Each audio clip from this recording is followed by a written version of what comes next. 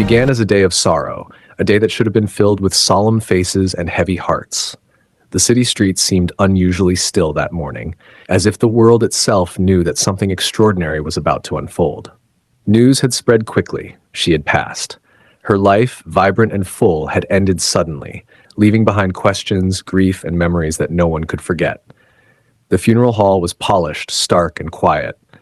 White floral arrangements lined the aisles, their scent both comforting and suffocating. Chairs were arranged neatly, the kind of meticulous order that suggested an expectation of decorum. Yet, the atmosphere was already charged, not with grief alone, but with something else, something intangible that made everyone's skin prickle. At the center of it all stood the husband. He was immaculately dressed in black, tailored suit pressed to perfection, tie knotted just so. His posture was rigid, his expression unreadable.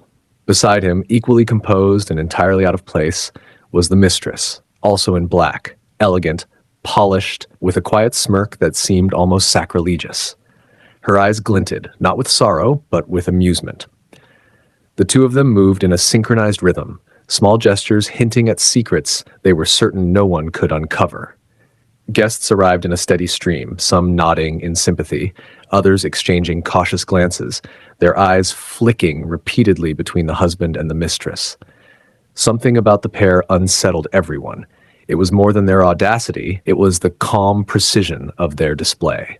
Every subtle glance, every brief touch, every fleeting smile was a deliberate act that contrasted violently with the mourning expected at such a gathering. The deceased's closest friends clustered near the coffin, their faces taut with grief and disbelief. They remembered her laughter, the warmth she radiated in rooms that often felt cold, the comfort she provided to anyone in need. Now, those memories were being overshadowed by the audacity of betrayal standing just feet away. The husband's hand brushed the mistress's almost imperceptibly, a casual intimacy that made the air thick with tension. No one spoke, but the message was loud and clear. She was gone, and they were unbothered. A murmur rose from the crowd. One woman, braver than the rest, found her voice. "How can you?" Her words trembled, carrying the weight of indignation and sorrow. The husband looked at her without a flicker of emotion, while the mistress's lips curled in the faintest of smiles. The silence that followed was deafening, each second stretching, heavy with accusation.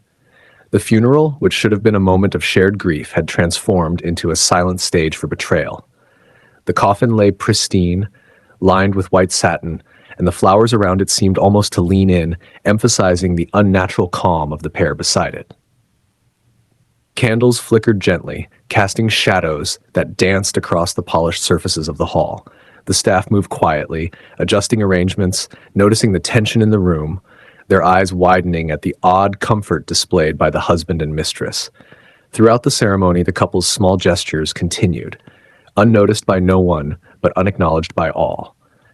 The mistress adjusted her hair, leaning slightly toward him. His hand brushed hers ever so slightly. The crowd stiffened with every movement, every subtle display of collusion between them. It was as if they were performing, showing the villagers that no one could touch what they believed they had already claimed. After the service, the guests dispersed into small groups, whispering and speculating. Some were outraged, some confused, and others were silently plotting how to navigate the social repercussions. Inside the hall, the husband and mistress exchanged hushed conversations, barely audible, punctuated by soft laughter.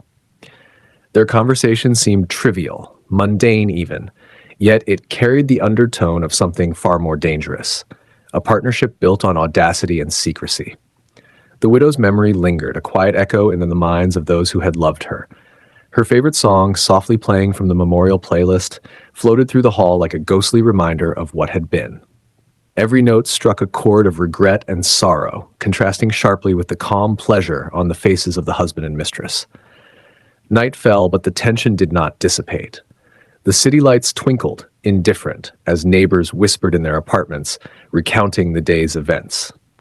Mothers held their children closer, aware that even adults could be shaken by such raw displays of betrayal. The air carried the faint scent of flowers and wax, mingling with the metallic tang of grief and the bitter sting of envy and anger.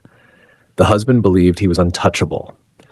Every move he made had been calculated to perfection. The mistress, confident and poised, did not perceive the subtle shifts around them, the judgments, the silent disapproval, the moral weight gathering in visible forms.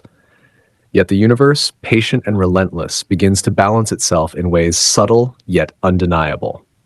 Rumors spread quickly, amplified by the immediacy of social media.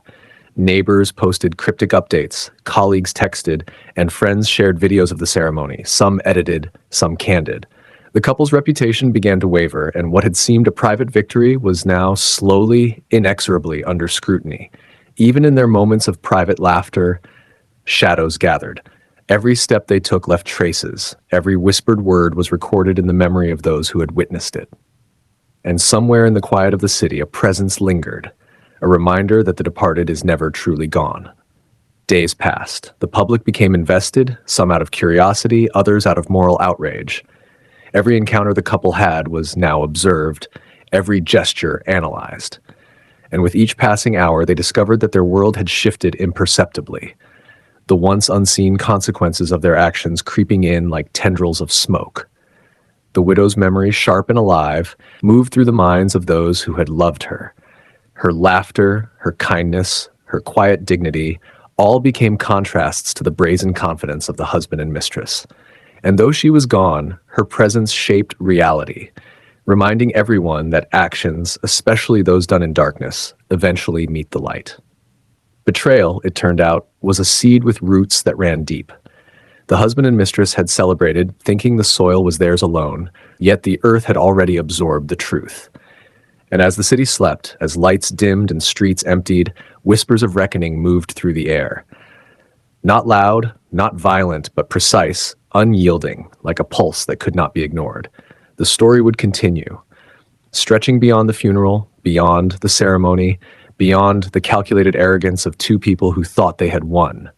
For in every corner of the city, in every quiet apartment and bustling street, the legacy of her life and the audacity of their betrayal would intertwine. Because in the end, some stories refuse to fade. Some betrayals, no matter how boldly enacted, echo far longer than the perpetrators can imagine.